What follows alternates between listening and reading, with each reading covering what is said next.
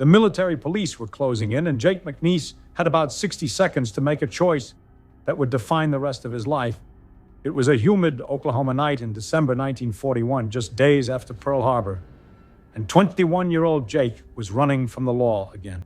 Behind him, sirens wailed through the streets of Oklahoma City.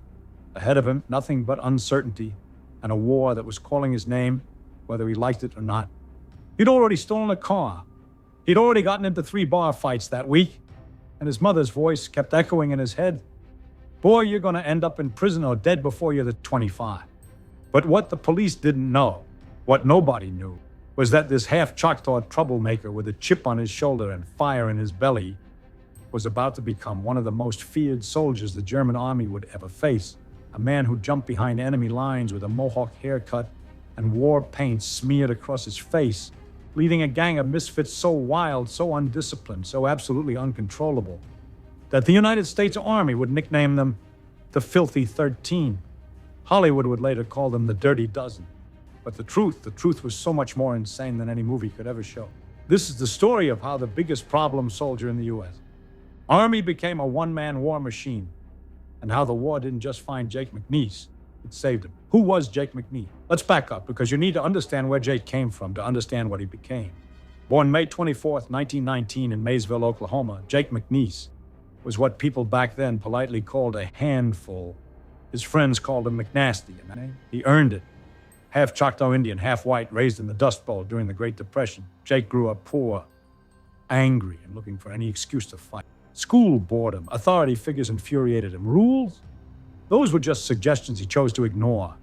By the time he was 17, he'd been arrested more times than he could count. Petty theft, public disturbance, assault, you name it.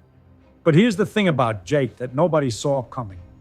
Underneath all that rage and rebellion was something else, something primal, something dangerous. Jake McNiece was a born warrior trapped in a peacetime world. Didn't even know it yet. When the Japanese bombed the Pearl Harbor on December 7th, 1941, everything changed. America needed soldiers, and Jake needed a way out of Oklahoma before the law caught up with him for good. So on December 10th, just 3 days after Pearl Harbor, Jake McNiece walked into an Army recruiting office, and what he expected, he volunteered. But not just for the Army. Oh no, that wasn't dangerous enough for Jake. He wanted the airborne, the paratroopers, the absolute tip of the spear.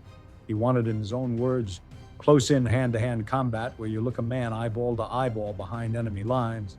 The recruiter looked at this skinny kid from Oklahoma with the cocky grin and the police record and thought, this boy's either going to be a hero or a dead man in 6 months. Turns out, he'd be both. Fort Benning, Georgia. Jump school, 1942. This is where they separated the men from the boys, and Jake McNiece was about to prove he was something else entirely. Paratrooper training was hell by design. 5 weeks of brutal physical conditioning, learning to pack parachutes, practicing exits from aircraft mock-ups, 34 feet in the air, and then, if you survive, 5 actual jumps from a C-47 transport plane at 1,200 feet. Most guys were terrified. Jake, he couldn't wait. He later said jumping out of a perfectly good airplane was the most fun I'd had in my entire life. That should have been the first warning sign, but it was what happened after jump school that truly set Jake apart. In 1943, the entire 506 Parachute Infantry Regiment of the 101st Airborne Division was shipped to England aboard the SS Samaria to prepare for the invasion of Europe. And that's where Jake met his brothers in chaos. See, the Army had a problem. Every unit has troublemakers, soldiers who drink too much, fight too much, go AWOL too much. But what do you do with them? You can't exactly court-martial your entire regiment. The war hasn't even started yet, and you need every warm body you can.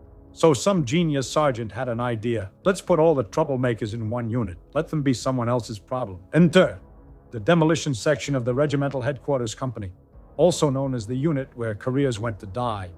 They sent Jake McNiece. They sent Ma Darnell, a farm boy from Tennessee who once stole a colonel's Jeep for a joyride.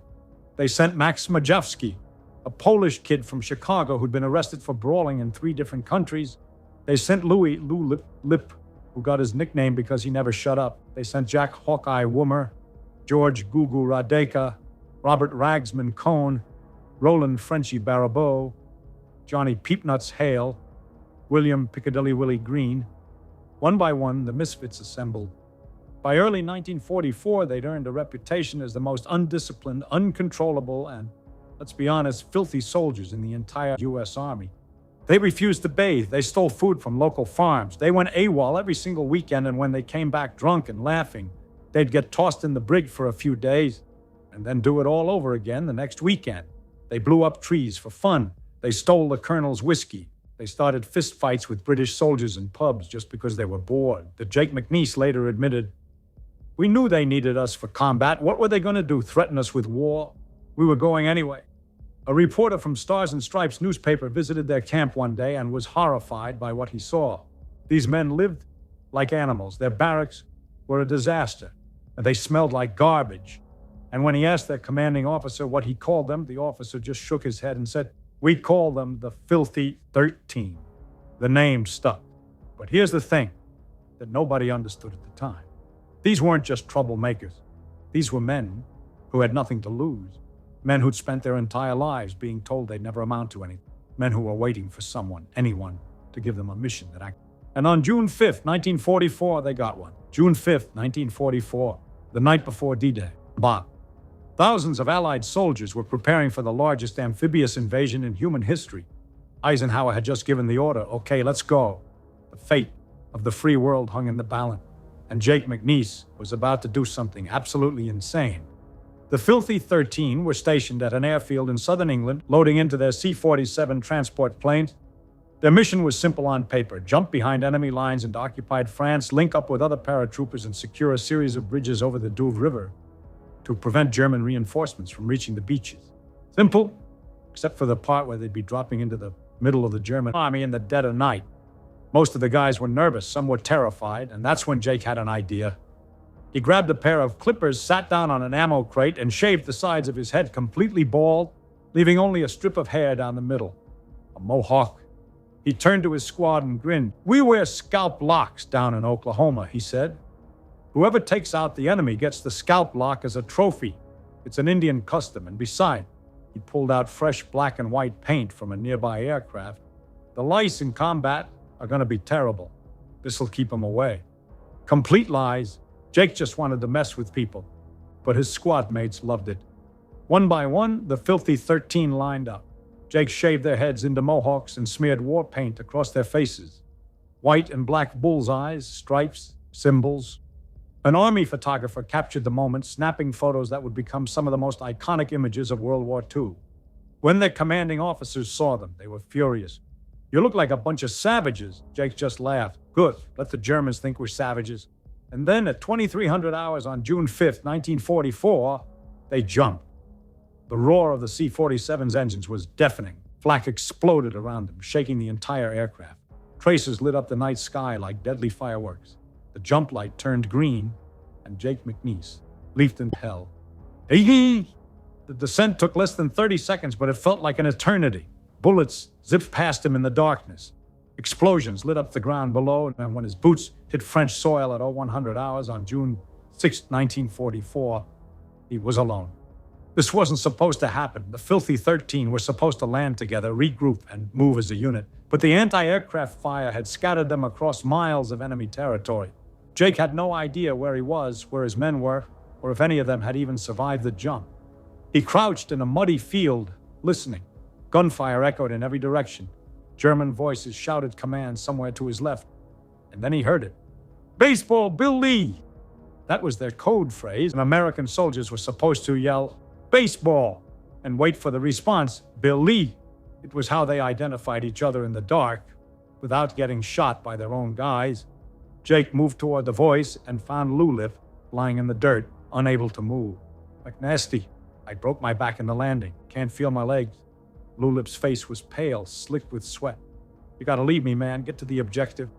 Jake knelt beside him, checked his injuries, broken vertebrae, internal bleeding. He could do. No medic, no stretcher, just two soldiers in the middle of enemy territory, and one of them wasn't walking. "I'll send someone back for you," Jake lied. They both knew the truth. Lulip was going to die here, alone in a French field, and there wasn't a damn thing Jake could do about it. But Jake McNiece didn't have time to mourn. He had a bridge to secure. He moved through the darkness, dodging German patrols, trading gunfire with sentries, using every ounce of training and instinct to stay alive. Over the next 2 hours, he found 10 other American paratroopers, some from the Filthy 13, most from other units. They banded together, moved as a pack, and accidentally stumbled into a German headquarters. No plan, no warning, just a door that opened into a room full of enemy officers hunched over maps and radios. Jake didn't hesitate. He opened fire. The room exploded in chaos. Bullets tore through flesh and wood. Men screamed, tables overturned. By the time the smoke cleared, every German in that room was dead, and Jake's ragtag squad had captured a headquarters without even meaning to. And yes, by 0300 hours, they'd reached the Douve Canal. The mission was clear. Blow up 2 wooden bridges to prevent German tanks from crossing and hold the main bridge at all costs. Jake's squad, now about 15 men total, rigged the explosives on the smaller bridges and detonated them at dawn. 2 massive explosions echoed across the countryside, sending splinters and debris raining down into the water.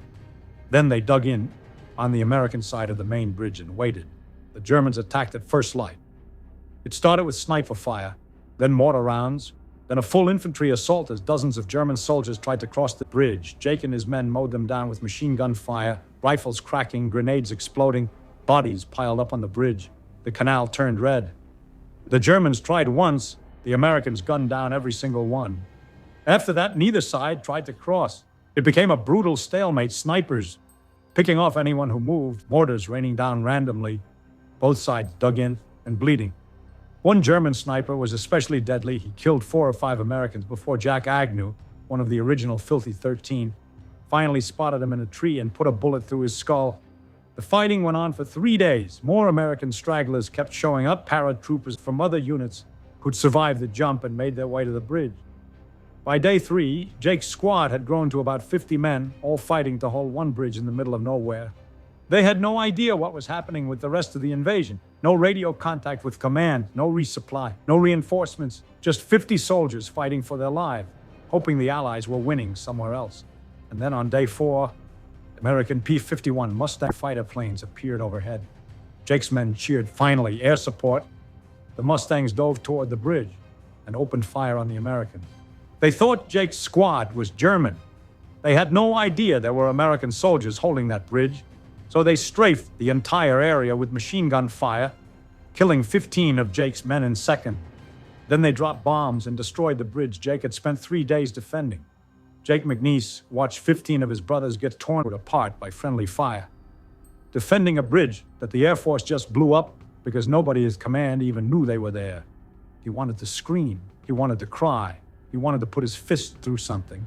But he didn't have time for that because the Germans were still out there, and now Jake's squad was on the wrong side of a destroyed bridge with nowhere to go. So they dug in again, repositioned, and waited. On the afternoon of day 5, a German battalion appeared on the horizon. Hundreds of soldiers retreating from the Allied advance, heading straight toward Jake's position. Jake's men had about 30 soldiers left. The Germans had over 200. Get into position, Jake ordered. Wait until they're trapped between the ditches, then light them up. The Germans marched forward, unaware of the trap. They funneled into the killing zone between 2 ditches, packed together, nowhere to run. And Jake gave the order. The massacre lasted less than 10 minutes. Machine guns, rifles, grenades. The Americans unleashed everything they had. The Germans tried to retreat, tried to advance, tried to scatter, but there was nowhere to go. The ditches boxed them in. By the time it was over, the canal was a graveyard. And Jake McNiece, the kid from Oklahoma who'd spent his whole life being told he'd never amount to anything, had just helped win one of the most critical defensive stands of D-Day. After 5 days of holding the Douve Bridge, what was left of the Filthy 13 was relieved by advancing Allied forces and sent back to headquarters. They got hot soup from French villagers. They got fresh uniform. They got shiny medals pinned to their chests. And Jake McNiece got the news he'd been dreading. Out of the original Filthy 13 who jumped on D-Day, most were dead or captured. Lieutenant Mellon, their section leader, taken out during the jump. Johnny Peepnuts Hale, gone.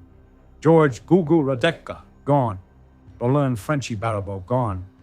Robert Ragsman Cohn and Maud Darnell captured by the Germans. Only Jake McNiece and Jack Agnew walked away from that bridge, but the war wasn't done with them yet.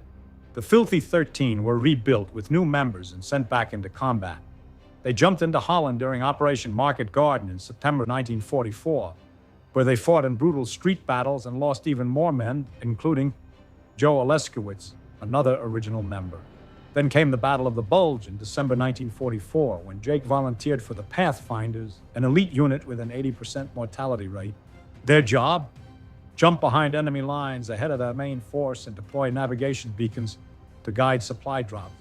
On December 23rd, Jake and 19 other Pathfinders jumped into Bastogne, Belgium, where the entire 101st Airborne Division was surrounded by German forces. They landed in a 2-mile perimeter with enemies on all sides, set up their beacons, and guided over 600 supply drops of ammunition, food, and equipment. Out of 20 Pathfinders, only one was lost. Jake McNiece survived again. When the war ended in 1945, Jake McNiece went home to Oklahoma. He'd survived D-Day, Market Garden, the Battle of the Bulge, and countless other firefights. He earned 2 Bronze Stars, the Good Conduct Medal. Yes, Jake McNiece earned a Good Conduct Medal, which is hilarious. 4 Bronze Stars and the Presidential Unit Citation. But more than that, Jake became a legend. The photographs of the Filthy 13 with their mohawks and war paint appeared in newspapers across America. Time magazine ran a story. Stars and Stripes made them famous. And in 1967, Hollywood released The Dirty Dozen, a fictional movie loosely inspired by Jake's squad that became one of the biggest war films of all time. But here's the truth that Hollywood got wrong. The Filthy 13 weren't criminals, they weren't convicts, they were just troublemakers who found their purpose in war.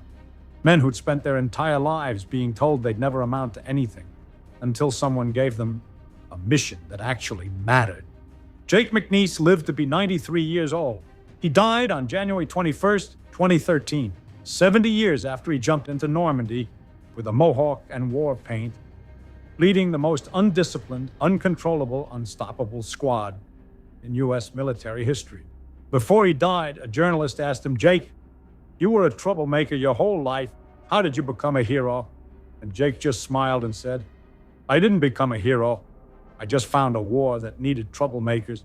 Sometimes the world doesn't need perfect soldiers. Sometimes it needs wild men with nothing to lose and everything to prove. Sometimes it needs a half-Choctaw kid from Oklahoma who spent his whole life running from the law until the law gave him a reason to fight." Jake McNiece wasn't a perfect soldier. He broke every rule. He defied every order. He stole jeeps, went AWOL, and painted his face like a warrior before jumping into the biggest battle in history. But when it mattered most, when the world hung in the balance, when good men were dying on a bridge in the middle of nowhere, Jake McNiece stood his ground. And that's what made him a one-man wonder.